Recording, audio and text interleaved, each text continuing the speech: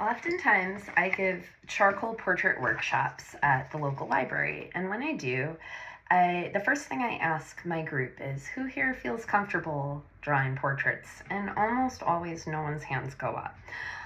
I've developed through a lot of trial and error and teaching myself how to do this mostly by YouTube, a three-step approach where even a very novice artist can walk away making a charcoal portrait that they feel proud of. The Metropolitan Museum of Art put out an article called Materials and Techniques focusing on charcoal in May of 2020, and they describe charcoal as being made from twigs, vine, and willow, and it's heated at high temperatures in an enclosed vessel. And it's deprived of oxygen. So we're going to use this material. We're going to use medium charcoal pencil, a soft charcoal pencil, and just some common tissue to create a piece of art. The first step involves the medium charcoal pencil. Now, the School Library Journal put out a review in January 2000 called The Review of Drawing with Charcoal and Pastels, in which they give an explanation as to the difference between the grades of charcoal. So medium charcoal can hold a little bit of a better point. It goes on a little bit more defined, so we're going to be using this for the more defined and darker areas of the reference photo first. So here's my reference photo, and as you can see, the darkest areas tend to be around the center of the eyes, the opposite side of the face to where the light is coming in, so we have some dark shadows over here, underneath the neck, around the mouth and the nostril area. So I'm going to show you just a little example of, bear with me, it's a little bit hard to do it this way, but you know, I'm going to color in the center of her eyes. I'm going to give her some shading on this side of her face.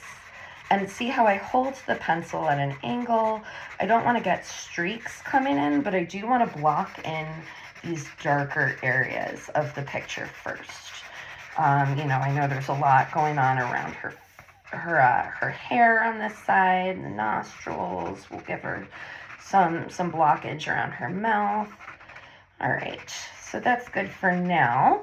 Now the next pencil we're going to use is the soft pencil. This one doesn't hold as well of a point. It goes on a little crumbly and it's a little more easy for blending. So that is what we're going to be doing with this. We're going to be doing some shading. Now, David Locks put out a book in 2016, Charcoal Portraits, focusing on shading and contrast, and he gives some really good tips for that. So we're going to look for the midtones here where there is some shadow, but not quite as much as those more defined areas. I would say somewhere around the brow, around the bridge of the nose, underneath the eyes, the chin. So I'll go ahead and I always like to start with the hair. David Lowe says, you know, that you should start from the top of the portrait if possible, so that way you don't smudge with your hand as you work. So I'm going to go ahead and fill in a little bit of these areas that are not quite as defined, but giving it some shading nonetheless. A little bit around the chin. So, I mean, you know, not my best work, but we're getting the idea, right? Now, the next step that we're going to use is going to be involving just tissue. We're going to be moving the chalk around, blending it out. I usually start with the darker areas that I filled in first and work my way out. You can see how the chalk moves around this way. I usually compare this with my students to putting on makeup, like contouring or using like blush or foundation and spreading the face around kind of in a way that, or spreading the chalk around in a way that feels natural. And this is a time that we can take some of those areas we'd previously left very light and give them some shadow and dimension as well. And I can even use my fingers. There's there's lots of materials you can use for this. You can use Q-tips, you can use paint brushes, makeup brushes, rags, all sorts of things. You can really get creative. I don't like to leave any of my picture white because that's not really natural to have like stark white, even on the lightest areas of your face where the light is brightest.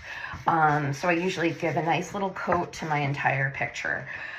So in conclusion, as you can see, making a charcoal portrait is achievable if with really limited materials. I mean, I just 2 pencils, medium charcoal pencil, soft charcoal pencil, some tissues in my fingers, and following those 3 basic steps.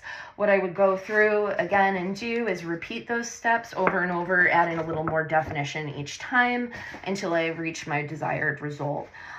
Practice makes perfect. The more you practice, the more refined and proud you're going to be. It's a cheap hobby because there's so few materials, and I'd really recommend it to anyone. If you want a class, get in touch.